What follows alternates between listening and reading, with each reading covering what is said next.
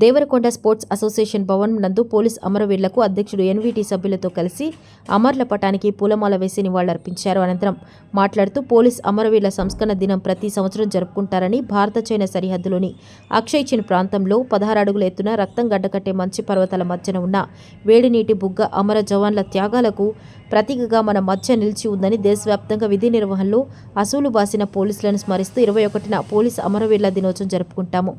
1959 October 21న DSP Karan Singh నేతృత్వంలో పంజాబ్కు చెందిన 21 మంది సభ్యుల బృందం సరిహద్దులో విధులు నిర్వహిస్తుండగా చైనా రక్షణ బలాలు సియాచెన్ భూభాగ ఆక్రమించేందుకు ప్రయత్నించడంతో సిఆర్పీ దళం ఆటా స్ప్రింగ్స్ ప్రాంతంలో ధీటుగా ఎదురొడ్డి పోరాడింది. ఆ పోరాటంలో 10 మంది భారత జవాన్లు ప్రాణాలు కోల్పోయారన్నారు. కాబట్టి ప్రతి ఒక్కరు ఈ రోజు గుర్తుంచుకొని నివాళులు అర్పించాలని అన్నారు.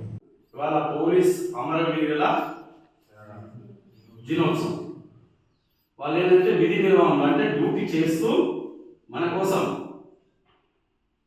ప్రాణాలు అర్పించేవారు. విధి నిర్వహణలో ప్రాణాలు కోల్పోయిన ఎవరైతే పోలీసులు ఉన్నారో వారికి ఈరోజు అమరులైన వారికి పోలీసు అమరవీరుల దినోత్సవం అని చెప్పేసి ఈరోజు ప్రకటించడం జరిగింది.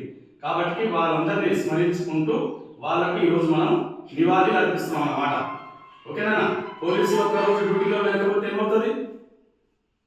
వ్యవస్థ మొత్తం అతలాకుతలం అవుతుంది. శ్రీకాంత్ ఒక సినిమా చూసి కదా, ఒక 2 రోజులు బంద్ పెడతారు, డ్యూటీకి రాదు పోలీసులు, మిచ్చర్ రెడీ అయిపోతుంది, రౌడీలు బయటికి వస్తారు, దొంగతనాలు ఎక్కువైతాయి, ఎన్నో జరుగుతాయి.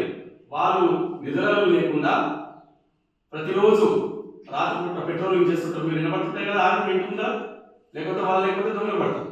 అంటే వాళ్ళ ప్రాణాలకు సైతం లెక్క చేయకుండా మన కోసం ఎన్నో త్యాగాలు చేసి అమరులైన పోలీస్ అమరవీరులకు మనం అందరం నివాళులు అర్పిస్తూ ఒక్కసారి జోహార్ పడదాం. ఓకేనా?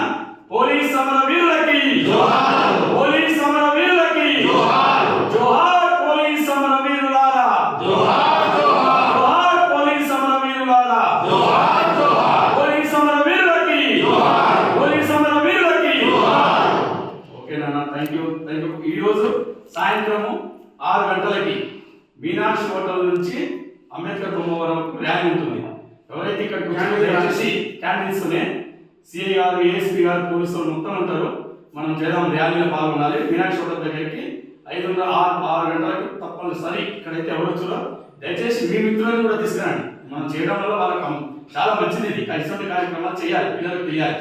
కాబట్టి అందరూ రండి నాన్న. ఓకేనా? ఓకే, థ్యాంక్ యూ నాన్న. Thank you.